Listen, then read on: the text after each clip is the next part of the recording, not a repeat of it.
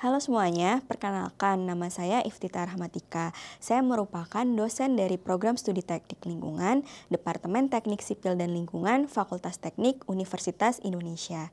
Hari ini saya akan menyampaikan topik terkait permasalahan resistensi antimikroba atau AMR di lingkungan yang menjadi tantangan serius di sektor kesehatan dan lingkungan saat ini. Kita mulai dari penemuan antibiotik. Pada tahun 1928, Alexander Fleming secara tidak sengaja menemukan zat yang kita kenal sebagai penisilin ketika sebuah cawan laboratorium terkontaminasi oleh jamur. Jamur tersebut menghasilkan zat penisilin dan ia melihat adanya area bening di sekitar jamur yang berarti bakteri tidak tumbuh di sana. Zat tersebut ternyata bisa membunuh bakteri penyebab penyakit dan inilah awal dari era antibiotik modern. Antibiotik telah menjadi salah satu penemuan medis terpenting abad ke-20. Namun, penggunaannya yang tidak bijak telah menimbulkan masalah serius, yaitu resistensi antimikroba. AMR atau resistensi antimikroba adalah kondisi ketika mikroorganisme atau bakteri salah satunya menjadi kebal terhadap obat-obatan antimikroba seperti antibiotik, antivirus, anti jamur, dan anti malaria. Hal ini menyebabkan infeksi menjadi sulit diobati dan risiko penyebaran penyakitnya menjadi meningkat. Gambar ini menunjukkan garis waktu pengembangan antibiotik dari tahun 1930 hingga 2005 dan kapan resistensi terhadap antibiotik tersebut pertama kali muncul. Misalnya, penisilin mulai digunakan sekitar tahun 1940 dan resistensinya muncul segera setelah itu. Bahkan antibiotik modern seperti linezolid juga sudah diikuti oleh munculnya resistensi dalam waktu yang sangat singkat. Akibat dari hal tersebut, World Health Organization atau WHO telah menyatakan bahwa AMR adalah salah satu dari 10 ancaman terbesar terhadap kesehatan global. Saat ini diperkirakan 700.000 orang meninggal setiap tahunnya akibat infeksi yang tidak dapat diobati. Namun, parahnya, angka ini bisa melonjak menjadi 10 juta kematian per tahun pada tahun 2050 apabila tidak segera ditangani. Slide ini menunjukkan bagaimana resistensi antimikroba menyebar ke lingkungan melalui sistem air limbah.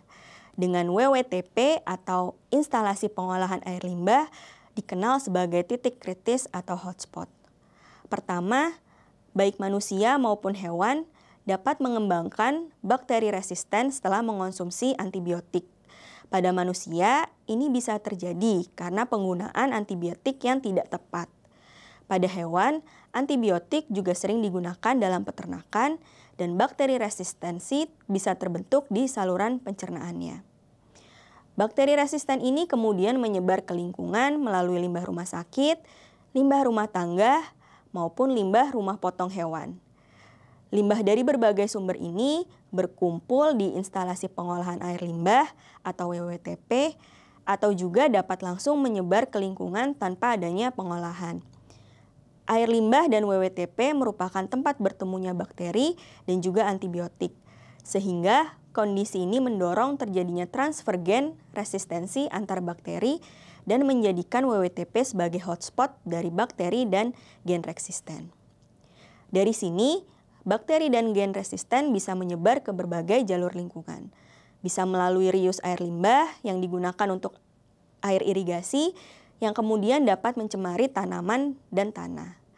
Atau bisa juga melalui rius atau penggunaan kembali lumpur ke lahan pertanian yang dapat membawa AMR ke ekosistem tanah dan pangan. Lalu dapat juga melalui pembuangan air limbah ke sungai yang memungkinkan resistensi menyebar ke lingkungan perairan dan juga biota akuatik. Bahkan, jika sungai itu digunakan sebagai sumber air baku, ada risiko bakteri dan gen resisten masuk kembali ke sistem air minum yang kemudian dapat dikonsumsi langsung oleh manusia. Semua ini membentuk siklus tertutup resistensi antimikroba yang sulit diputus jika tidak dilakukan intervensi terpadu di seluruh jalur.